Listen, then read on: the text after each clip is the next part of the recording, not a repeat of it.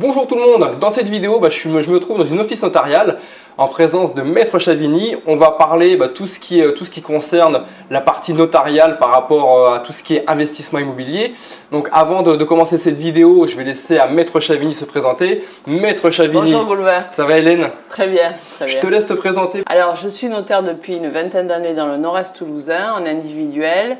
Je réalise donc à longueur de journée des ventes immobilières, des successions, des donations et par ailleurs je suis investisseur immobilier et c'est dans ce monde que j'ai eu l'occasion et le plaisir de te rencontrer et donc de partager le même état d'esprit que celui qu'on va partager aujourd'hui. Bon super, donc vous l'avez compris aujourd'hui, voilà, on va continuer de parler immobilier, vraiment accentuer ce discours sur tout ce qui concerne les actes notariales, tout ce qui concerne le rôle d'un notaire dans tout ce qui touche à l'investissement immobilier. Donc voilà, donc pour appuyer tout ce que j'ai pu vous dire lors de cette formation, même pour aller beaucoup plus loin lors de cette formation, voilà, j'ai voulu faire appel à un expert, à un professionnel de tout ce qui concerne les actes notariés pour vraiment avoir la bonne parole. Donc moi aujourd'hui, Hélène, j'ai beaucoup de questions à te poser pour éclaircir un peu et pour aider les gens aussi à avancer dans leur investissement immobilier et surtout à comprendre le rôle d'un notaire. Ouais. C'est vrai que la première question que j'ai à te poser, c'est quel va être le rôle du notaire justement dans l'acquisition d'un bien?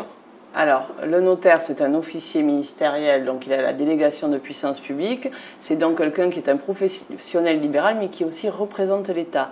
À ce titre, il va devoir fournir aux citoyens la sécurité maximum lors du transfert de la propriété immobilière, donc qui est le bien principal du patrimoine moyen des Français. Pour que tout soit fait en bon uniforme, qu'il n'y ait pas de… Alors, le notaire, il va être garant de la valeur immobilière. Ouais.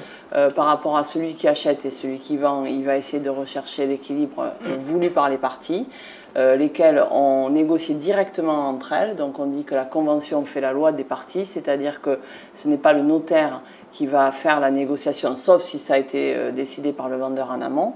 Mais pour autant, il garantira la sécurité de transactions, de valeur des immeubles qui sont transférés. Et donc cette sécurité, elle va jouer sur différents points que nous allons aborder ensemble, qui vont tenir tant aux dettes que peut avoir le vendeur sur le bien, qu'aux empêchements d'urbanisme, qu'à la possibilité pour l'acheteur d'acheter avec sa solvabilité. Voilà, je pense que nous allons développer tout ça ensemble. Oui, bien sûr. Et justement, quel est le montant des frais de notaire? Je sais qu'il y a quelques années de ça, c'était 7,5%. Aujourd'hui, on est à combien? Alors, comment ça se calcule à peu près? Ça va dépendre de la valeur du bien. D'accord. Donc, plus ton bien immobilier a une valeur faible, plus l'impact des pourcentages est fort. Sera élevé, oui. Voilà. Donc, sur des petits prix, tu vas être à du 9%. Sur des petits prix, enfin tout est relatif, mais sur un studio à Toulouse de 80 000 euros, voilà, tu vas être sur du 8%, on va dire. Et par contre, sur une grosse maison qui va être valorisée à 400 000 euros, tu vas avoir des frais de l'ordre de un peu moins de 7%. D'accord. Tout ce qui est parking, garage, c'est encore plus élevé, ça peut monter à combien? Ouais, tu vas avoir peut-être du 12% parce qu'en fonction de la valeur du bien toujours. Donc c'est un barème progressif, officiel, qui va être le même dans toutes les études. L'émolument principal, c'est-à-dire la tarification principale de l'acte est fixe et ensuite tu as des émoluments de formalité qui va varier d'une étude à l'autre, avec quelques petits ajustements qui pourront être différents d'un dossier à l'autre. Mais tous les notaires pour l'instant se tiennent, alors je dis pour l'instant puisqu'il y a des idées de réforme de tarifs, on en a déjà eu un. Et on va vers une libéralisation du tarif, mais pour l'instant, ce n'est pas encore effectif. Donc pour celles et ceux qui voudraient, j'en reviens au garage, au parking, pour celles et ceux qui voudraient s'orienter vers des investissements de garage et parking, il faut vraiment bien réfléchir au prix que ça va leur coûter par rapport aux frais de notaire. C'est vrai que pour un parking qui va coûter 5 000 euros, 7 000 euros, rapport au montant des frais de notaire, c'est peut-être pas toujours rentable. Il faut faire attention dans le calcul de la rentabilité. Ah oui, parce qu'ils sont étonnés parfois de dire mais j'ai des frais notariés qui sont très très disproportionnés par rapport à la valeur. Voilà, effectivement, plus ton prix est faible, plus le pourcentage est fort. D'accord. Voilà. Et après, tout ce qui va toucher au neuf, toutes les lois qu'on peut avoir sur le neuf, les frais de notaire, c'est combien généralement? Alors, quand tu achètes sur plan, tu vas avoir ce qu'on appelle les frais réduits qui vont être à 3% environ. D'accord. Voilà. et qui souvent sont intégrés dans les frais promoteurs. Néanmoins, dès que tu achètes du neuf, tu achètes cher parce que tu achètes avec toutes les normes actuelles de construction, DVC, qui fait que du neuf, tu vas l'acheter 20% plus cher que le marché qui ne correspond pas au neuf. D'accord. Et pour tout ce qu'on... On a fait nos recherches, on a trouvé notre bien, on est arrivé à l'étape de la signature du compromis de vente. Le compromis de vente, chez qui c'est un peu flou dans la tête des gens. Un compromis de vente, ça se signe où? Est-ce que les agents immobiliers sont encore habilités à signer des compromis de vente? Parce que moi, je sais que la plupart de mes acquisitions que j'ai faites de 2006 à 2012, tous mes compromis de vente ont été signés chez des agents immobiliers. Et mes 4 dernières acquisitions, c'était plus… J'avais senti que les agents immobiliers étaient vraiment réticents et à chaque fois on m'envoyait vers des notaires. Alors c'est quoi un peu la politique d'un compromis de vente? Ça se signe où? Alors, pourquoi ils sont réticents? Parce qu'en fait la loi s'est considérablement complexifiée, notamment avec la loi Allure de 2014. D'accord. Là je parle des ventes des appartements, tout ce qui est lot de copropriété. Il y a des fortes contraintes au moment de la signature pour informer au mieux l'acheteur. Donc ces informations, elles vont tenir sur le règlement de copropriété, tous les modificatifs, les charges sur le lot, les carnets d'entretien de l'immeuble, les 3 derniers procès-verbaux d'assemblée générale, toutes ces choses, ça va être le notaire qui va aller chercher ces informations. Pourquoi? Parce que derrière, on a la faculté de rétractation pour l'acheteur qui doit être purgée. Donc on signe et derrière on notifie en lettre recommandée à l'acheteur, il a encore 10 jours de plus pour dire s'il veut continuer à acheter ou pas.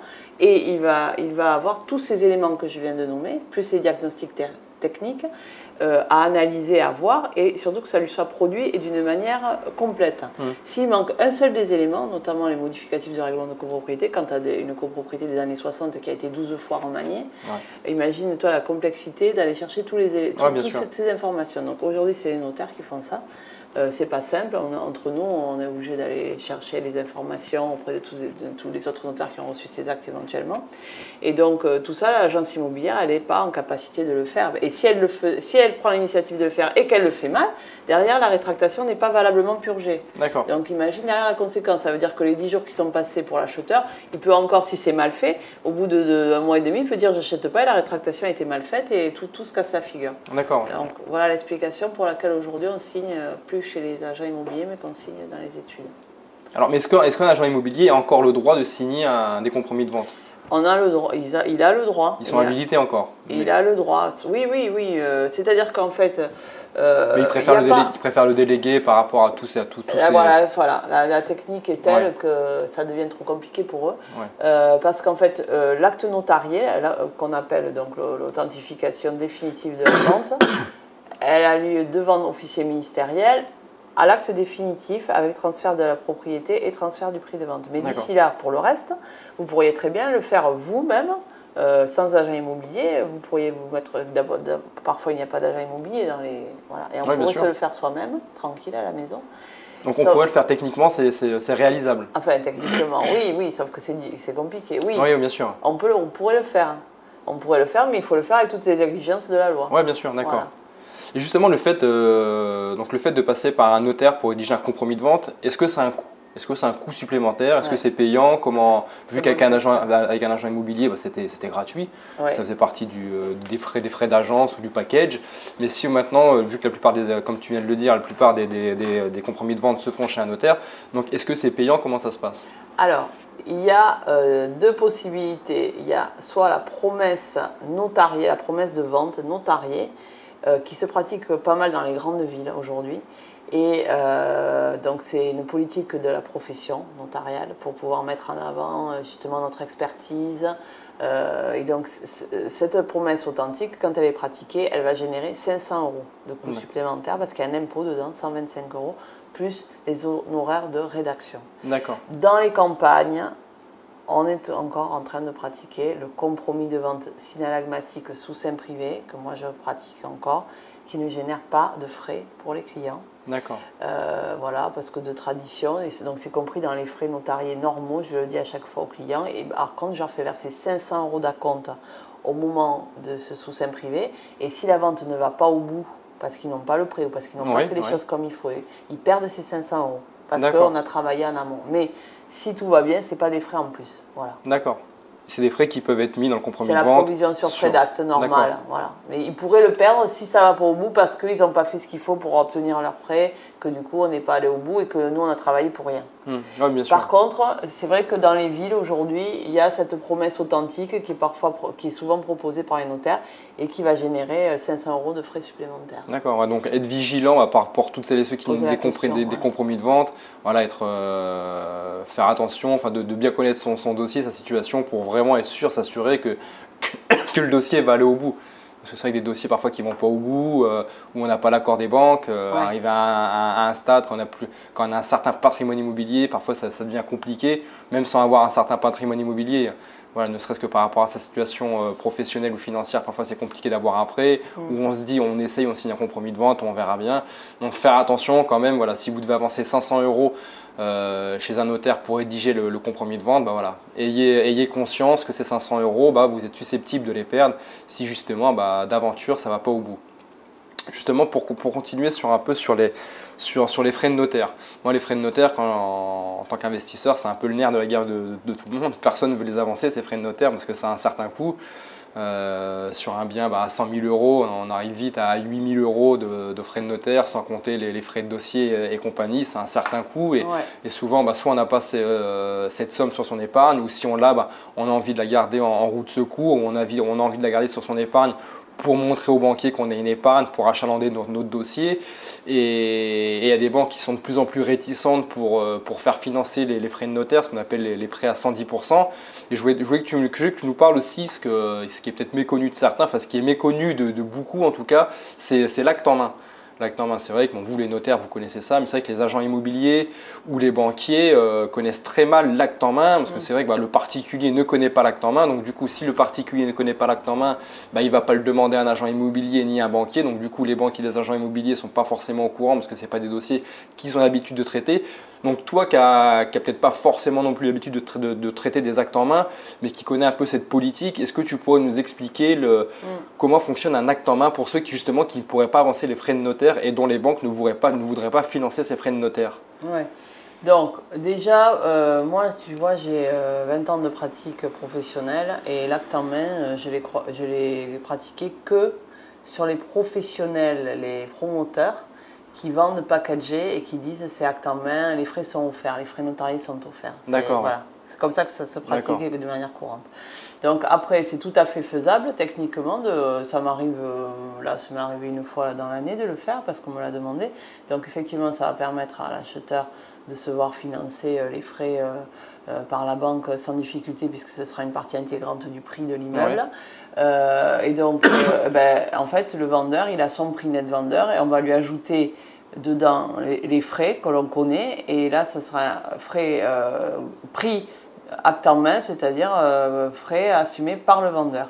Donc là, par contre, ça va générer un petit surcoût pour l'acheteur dans la mesure où il va payer les droits d'enregistrement qu'on appelle, c'est-à-dire que sur les 7-8% que tu as de frais, les 7,5% on va dire, tu as 6% de droits d'enregistrement. Il y a 1% pour le notaire. D'accord, oui.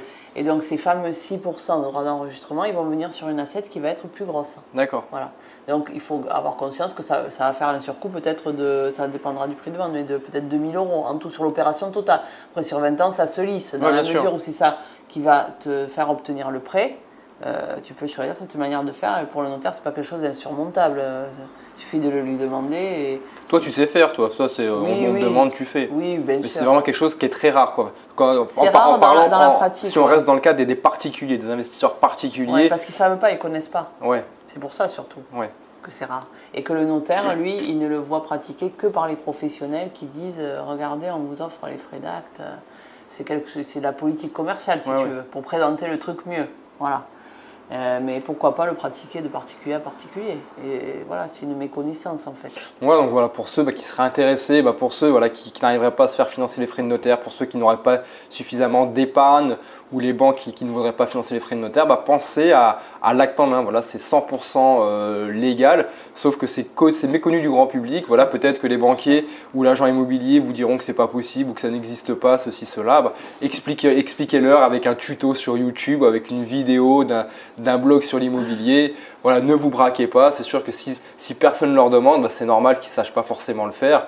Donc voilà, plus les gens feront des actes en main, plus les agents immobiliers et compagnie sauront les faire. Mais en tout cas, sachez que ça existe, que c'est une possibilité. Donc n'hésitez pas à vous en servir si vraiment vous êtes dos au mur par rapport à tout ça. Pour en revenir justement à tous les frais que tu nous parlais, j'ouvre une petite parenthèse.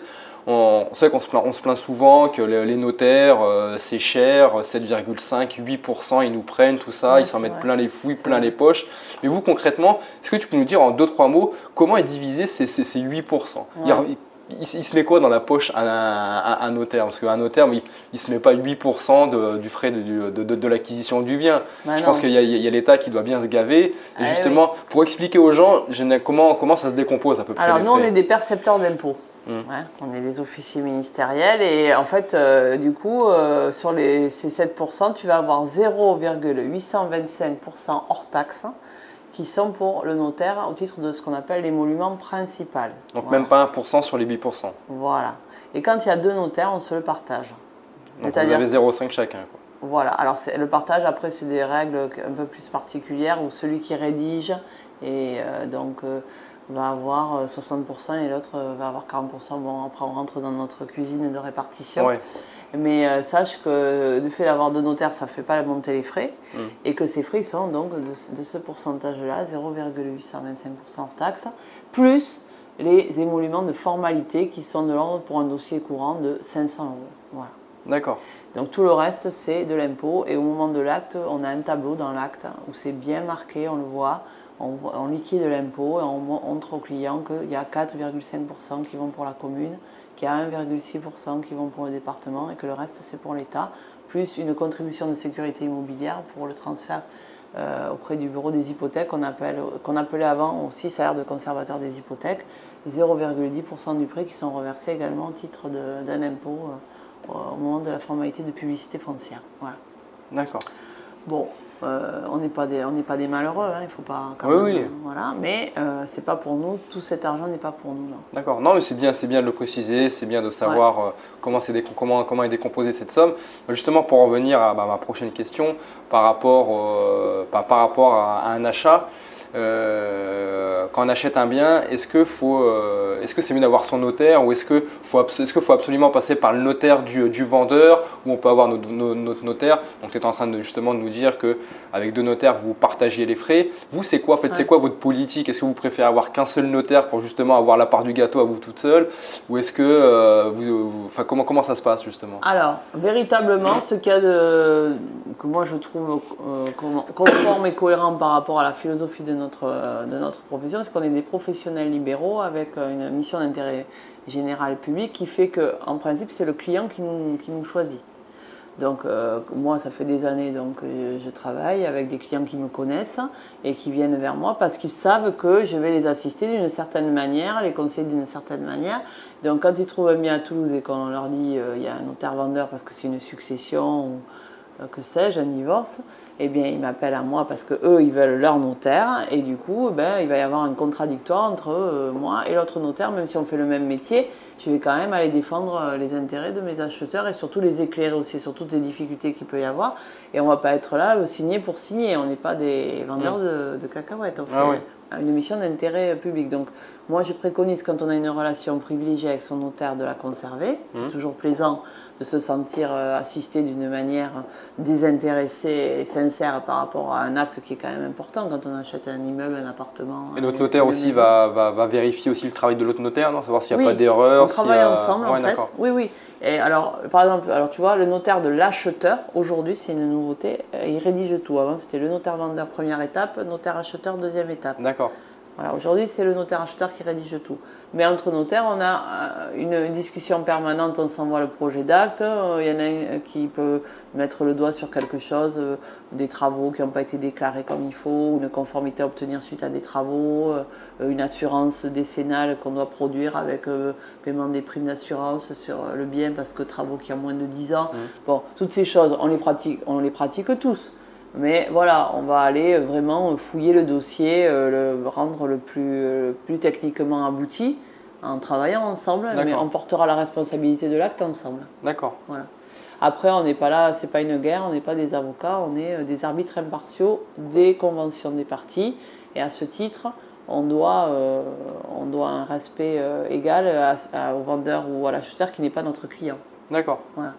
Et aujourd'hui, à partir du moment où on signe un compromis de vente, qu'on passe chez le notaire, ça va être quoi justement le délai pour constituer tout le dossier, enfin, à partir du moment où on signe le compromis de vente par rapport à tout ce que vous devez réclamer, vous, comme document, ça va être quoi ce délai et toutes les étapes à suivre après la signature d'un compromis de vente? Alors, le minimum du minimum, c'est 2 mois. Pourquoi? Parce qu'on va avoir des purges à faire auprès des administrations que tu connais. Tout ça. Voilà, là, surtout la préemption, c'est ça qui prend du temps. Il peut y avoir aussi un locataire où on va devoir lui faire son préavis pour qu'il s'en aille ou qu'on lui demande, on lui avait déjà proposé d'acheter le bien qu'il occupe ou de partir. Et comme le prix a baissé, on doit lui renotifier, par exemple. Et d'ici là, on a souvent, l'acheteur, il a son prêt aussi à solliciter, donc ça va venir se confondre. Donc 2-3 mois, c'est le délai courant. Pour faire une parenthèse sur la préemption, justement, c'est quoi un peu les droits qu'a la mairie, justement, par rapport au propriétaire? Elle a le droit, elle peut préempter, je crois que c'est un mois, c'est ça? Ah, c'est 2 mois. C'est 2 mois, 2 mois. Mais elle pourrait. Alors, généralement, elle donne sa réponse rapidement. Alors, voilà, il y a la préemption qu'on appelle express. Alors, la purge avec la renonciation à préemption qui est express, c'est-à-dire on a la lettre qui arrive de la mairie qui dit on n'achètera pas, ou bien tacite. Alors, tacite, ça veut dire qu'on va être obligé d'attendre les 2 mois. Donc, ça, c'est dans les grandes villes, quand ils ont beaucoup de volume à traiter. Eh ben, on leur notifie, on sait très bien qu'ils ne vont pas acheter, et pour autant, on est obligé d'attendre les 2 mois, et là, on aura une renonciation tacite. D'accord. Voilà. Bon, après, comme je te disais, quand on a un prêt à solliciter, les 2 mois, on en avoir besoin de l'autre côté. Oui, bien sûr. Donc, voilà, ça se correspond à peu près. D'accord. Donc, raisonnablement dans les grandes villes, pour un appartement, comptez 3 mois. Une maison en campagne où il n'y a rien à notifier, bon, à part la petite commune, où, là, ça peut, si on a l'argent, tout ça, on pourrait le faire en 3 semaines. Voilà. Mais bon, voilà, donc souvent, il faut compter 2-3 mois. Après, ça peut être plus si on le veut. C'est-à-dire, on a un vendeur qui n'est pas pressé, qui doit partir dans 6 mois, il a une mutation et l'acheteur est d'accord aussi pour le prendre plus tard, et bien on va signer sous 6 mois. La convention fait la loi des parties. Oui, bien sûr, après, on peut rajouter ce qu'on veut dans le compromis de vente, du moment que le vendeur est OK, à la carte. Une vente longue. Exact. Et pour en revenir justement sur la préemption, donc 2 mois, un exemple concret. Moi, demain, je vends un bien 100 000 €, la mairie préempte dessus à 80 000 €.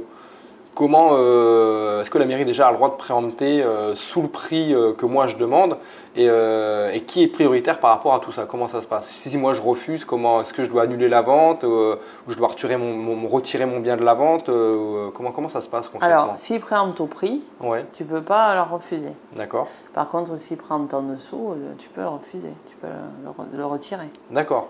On ne peut pas t'exproprier comme ça. D'accord, mais si je veux continuer la vente, dans tous les cas, c'est la mairie qui sera prioritaire. Même si tu peux pas dire ah non, moi je préfère que ce soit Monsieur Dupont qui achète par rapport à la mairie. Dans la mesure, ça s'appelle une prérogative de puissance publique. D'accord. Et d'ailleurs, c'est prévu, tu vois, ils ont mis la zone de préemption. Pourquoi? Parce que ils ont des politiques de réhabilitation d'un quartier ou. C'est pour ça que c'est bon préempter, c'est pas pour t'embêter. En fait, bien sûr. Mais si c'est au prix, tout le monde est content. D'accord, oui, bien sûr, Par contre, si c'est pas au prix, là non, il y a discussion, il y a avis des domaines, et après, ils seront obligés de passer par une procédure d'expropriation si tu résistes. D'accord, ok, d'accord. Voilà. Et après, cette préemption, elle existe aussi sur les fonds de commerce, tu vois. D'accord. Dans certaines villes, voilà. Et lors de la signature, on en revient sur la signature d'un compromis de vente. Aussi, on arrive chez Maître Chavigny pour la signature d'un bien.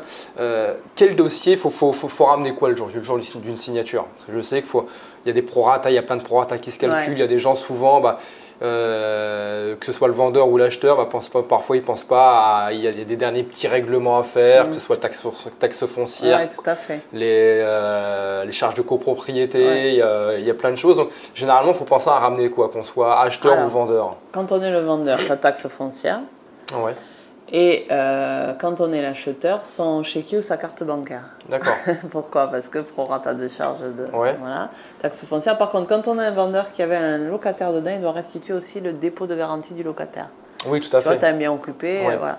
Donc, c'est le notaire qui fait tous ces prorata et qui les envoie avant la signature. On fait un tableau, tout le monde est clair sur ce qu'il va devoir payer et on fait les paiements par la comptabilité si on peut.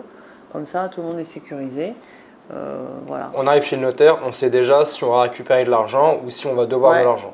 Ouais, exact. D'accord. Donc, L'acheteur, qu'est-ce qu'il a en copropriété? Il va rembourser le fonds de réserve travaux, Oui. quand il y en a un. L'état daté te le dit dès le sous-scène, tu le sais, enfin dès la première étape. L'état daté, ça date de 2 ans, ça c'est nouveau ça aussi. 2014. 2014. C'est la loi Allure. D'accord. Ouais. Et donc, tu vas avoir le fonds de réserve travaux, des provisions. Alors, quand il y a eu des travaux de voter, on explique bien ça. C'est-à-dire, si c'est des travaux qui ont été votés avant la première signature, ça reste à la charge du vendeur.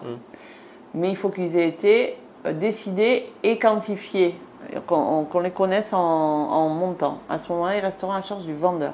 Et du coup, s'ils ne sont pas encore sortis, qu'on ne les a pas encore payés, comme le syndic va les appeler auprès du nouveau propriétaire, on va les prélever sur le prix au moment de la vente. D'accord.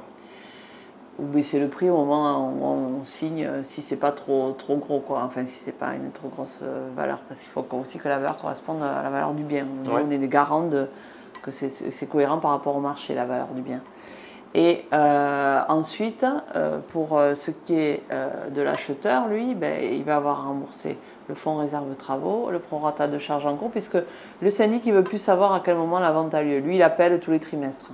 Donc, c'est celui qui est propriétaire au moment de l'appel de fonds qui doit payer. Donc, c'est à nous d'anticiper les proratas, les remboursements. D'accord. Voilà. S'il y a une assemblée générale entre le sous-seing privé et l'acte définitif, on explique bien ça au sous-seing privé. Qu'est-ce qui se passe? Qui va être convoqué? Celui qui est propriétaire, le vendeur. Donc pour que les travaux qui pourraient être décidés dans cette assemblée restent à la charge de l'acheteur, il faut que le vendeur mette en situation l'acheteur de participer à cette assemblée. De quelle manière? Il va recevoir son courrier du syndic 15 jours, 3 semaines avant que la tenue de l'assemblée ait lieu, et il va, en respectant un préavis de moins 8 jours, c'est-à-dire ne pas rentrer dans la dernière période des 8 jours, faire passer cette convocation au futur acheteur avec le mandat pour pouvoir participer à l'assemblée. D'accord.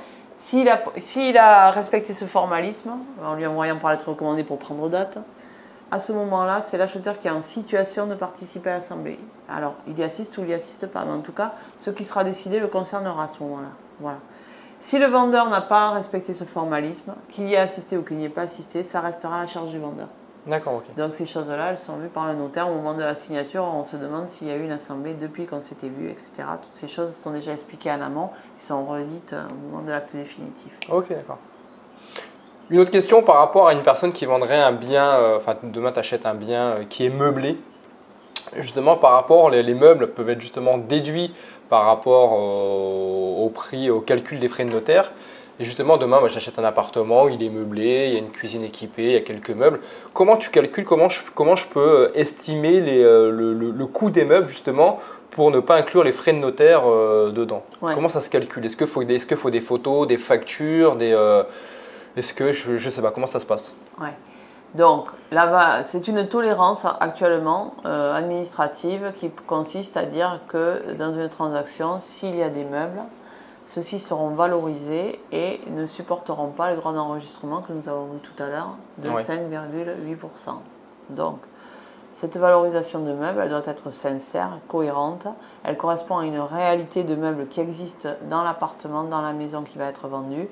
Ce n'est pas des valeurs factures. Pourquoi? Parce que depuis, il y a du temps qui est passé et ça s'est décoté. Par contre, ça va être quelque chose qui va être fait, qui va être déclaratif et qui, la pratique courante, c'est 3% du prix. D'accord.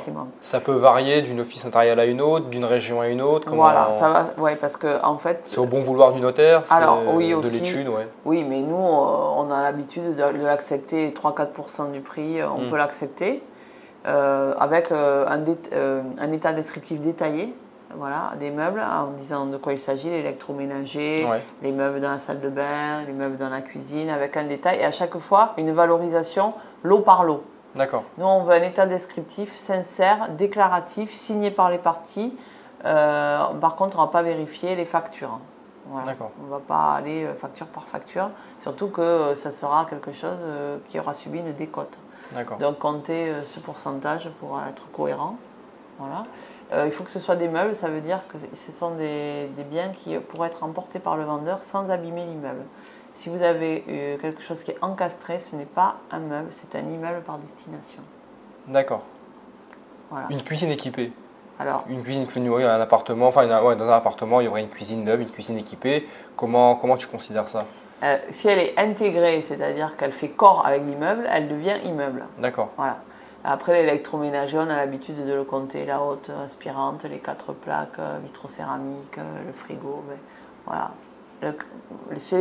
Les meubles ne sont pas des immeubles. Les immeubles, c'est dès que ça fait corps avec l'ouvrage et que ça pourrait détériorer l'immeuble en l'emportant. D'accord. Voilà Ok, le critère de la loi.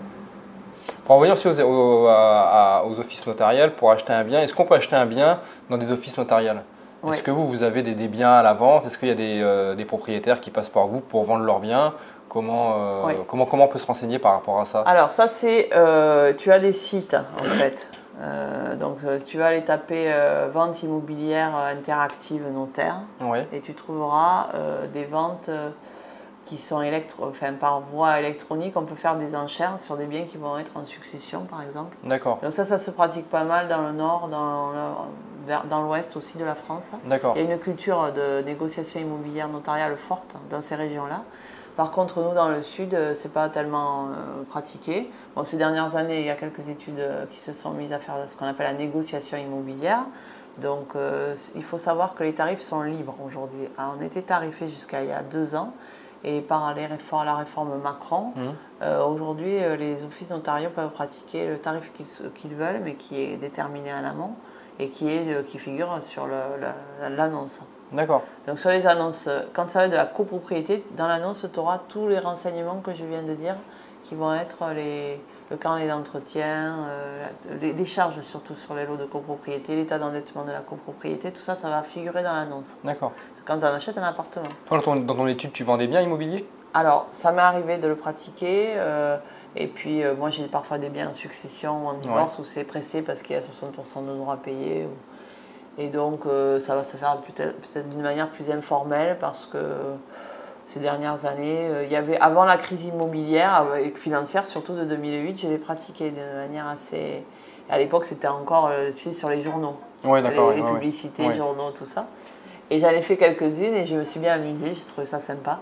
Mais après, bon, ça devient ingérable parce qu'il faut aller faire visiter, etc. Il faut que quelqu'un soit dédié à ça dans l'étude. Donc moi, mon étude ne propose pas ce service. De manière suivie, on le fait au cas par cas de temps en temps, sur des biens où les gens sont pressés, où voilà, on se connaît, on se parle dans le village et puis ça se fait comme ça. D'accord.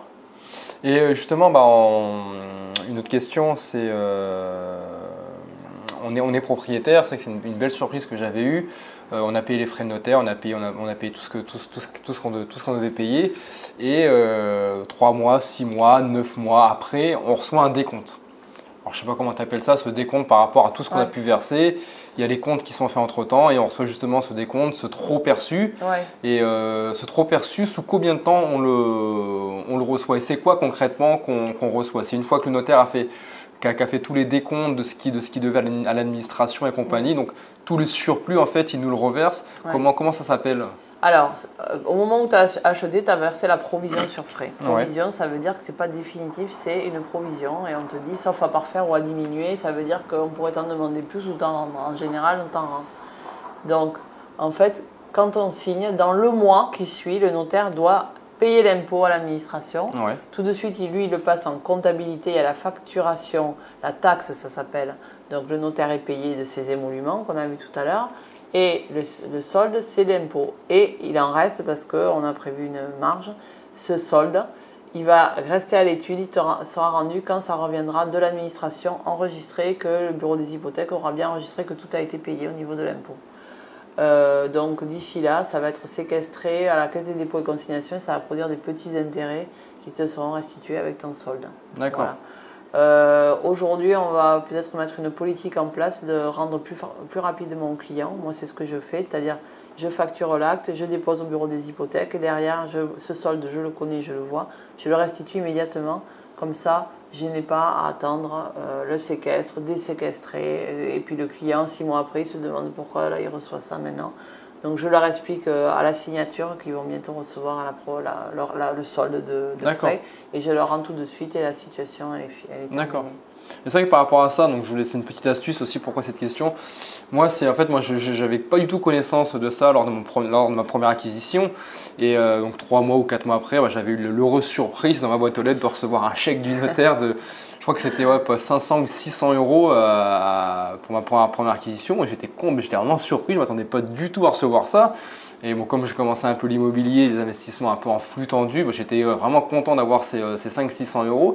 Et du coup, moi, ça m'a donné une idée pour toutes les autres acquisitions que j'ai faites, pour les dizaines d'autres acquisitions que j'ai faites. Mais en fait, à chaque fois, ce que je faisais, moi, comme c'était aussi un peu plus facile, parce que les compromis de vente, ils étaient rédigés par des agents immobiliers. Donc moi, ce que je leur disais à chaque fois, c'était gonfler les frais de notaire de 1000 euros. Parce que je savais que ces 1000 euros, justement, plus les 300-400 euros encore de surplus, j'allais les recevoir. Et c'était chose faite, c'était 3-4 mois après toutes mes acquisitions, je recevais 1000-1500 euros. Et c'est comme ça que j'ai réussi à me constituer un fonds de roulement. Alors c'est quelque chose que j'ai réussi à faire avec certains notaires. Bon, après c'est plus délicat de demander ça à un notaire. Bah oui, parce que le notaire il est tenu du tarif officiel. Voilà, que de demander ça à un agent immobilier. Mais voilà, si vous avez la possibilité de faire gonfler les frais de notaire, voilà, si vous entendez bien avec votre notaire ou je ne sais comment, ça peut être intéressant de recevoir, ça peut être une petite astuce pour ceux qui seraient en flux tendu, qui voudraient récupérer une petite trésorerie ou qui auraient vraiment beaucoup d'investissements à faire. C'est toujours un petit plus, après à vous de voir ce que vous voulez en faire.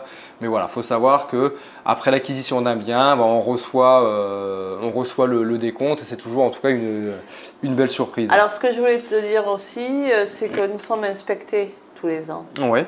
Et du coup, cette inspection, en quoi elle consiste? On a 2 inspections, une surprise et une programmée. Et donc ça, c'est pour nous contrôler sur comment on facture, parce qu'on est une administration quelque part. Donc ça paraît bizarre de dire, tiens, il rend de l'argent et c'est lui qui décide s'il rend de l'argent ou pas, etc. Ouais, bien sûr. Ouais. Donc en fait, il y a des sondages qui sont pratiqués où on regarde qu'on a bien facturé ce qui devait être facturé, le bon montant, que le reste a été restitué, voilà.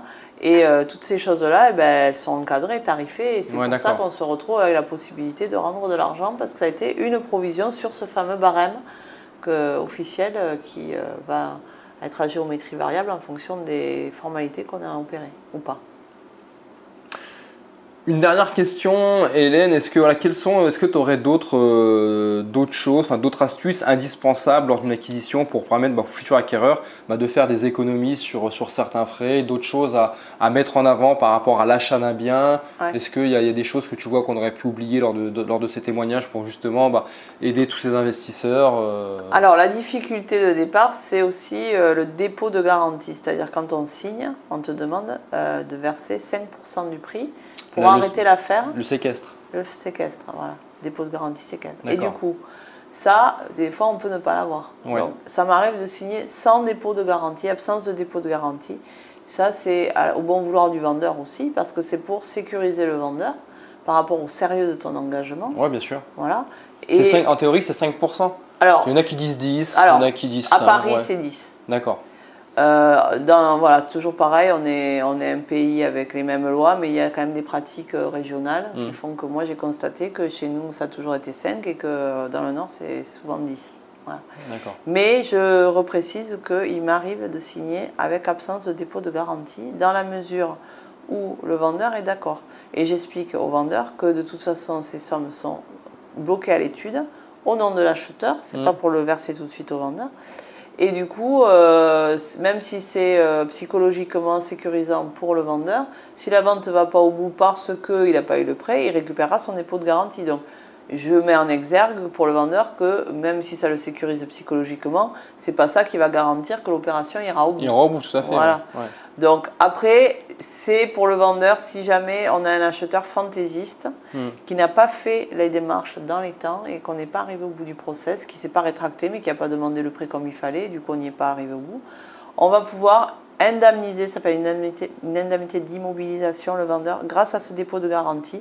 On l'écrit, on dit que s'il y avait eu des carences fautives de la part de l'acheteur, on pourrait puiser sur ce dépôt de garantie pour indemniser le vendeur. Néanmoins, c'est à la libre appréciation du juge, c'est-à-dire que dans le contrat, on précise que cette somme, elle va pouvoir être modérée par le juge qui pourra considérer que ce temps qui a été perdu par le vendeur ne vaut pas la somme du dépôt de garantie. Donc les notaires ne prennent pas l'initiative, s'il n'y a pas d'accord, pour aller puiser sur cette somme à leur bon vouloir, quoi. Voilà. Donc tout ça pour dire que si on a un vendeur magnanime et qu'on lui a bien expliqué, on peut obtenir de ne pas verser de dépôt de garantie. Mais par contre, dans ces conditions, il faut quand même avoir déjà un bon dossier solide de banque avec le justificatif qu'on est allé déjà voir un courtier, qu'on a eu une simulation, qu'on est en CDI. Mais comme tu le dis, c'est vrai que c'est son bon vouloir du vendeur. C'est vrai que moi, c'est ce qui m'est arrivé. Moi, ma première acquisition que j'ai faite en 2006, c'était un bien à 76 000 euros et l'agent immobilier m'avait demandé, je crois que 5 ou 6 000 euros de séquestre, alors que sur mes comptes, je crois que j'avais pas plus de 1 500 euros sur mes comptes. Et là, je ne savais même pas ce que c'était le séquestre et j'ai fait un investissement immobilier, c'est déjà compliqué, ça part mal. En fait, je vais demander, mais il n'y a pas possibilité de ne pas les payer, ces frais de séquestre, parce que moi, je n'ai pas du tout l'argent et je ne sais pas comment faire. En même temps, je n'ai pas envie de passer à côté de cette opportunité.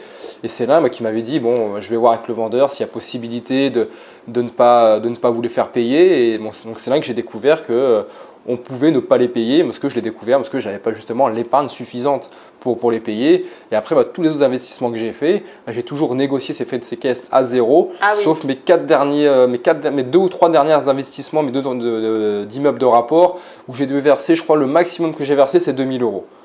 C'est 2 000 euros. J'avais demandé zéro, mais bon, l'agent immobilier et le vendeur n'étaient pas forcément pour. C'est toujours psychologique. C'est complètement psychologique, voilà, ça les rassure. C'est comme tu le dis, c'est vraiment pour responsabiliser le vendeur, on va lui dire voilà, tu t'engages dans un investissement, c'est quelque chose de sérieux. L'acheteur, tu L'acheteur, oui, voilà. Oui, l'acheteur. Donc, mais c'est vrai que moi, 90% de mon patrimoine, j'ai toujours négocié ça à zéro, parce que tout simplement, j'ai jamais eu une grosse épargne et je voulais justement ne pas amputer cette épargne. C'est psychologique, comme pour le banquier, je voulais lui montrer que mes comptes épargne étaient pleins, que j'avais de l'épargne. Je me suis dit, si je dois payer les frais de séquestre, mon épargne elle va en prendre un coup. Et psychologiquement, je me suis dit, ça peut influencer ou ça peut avoir un impact sur le banquier, quoi.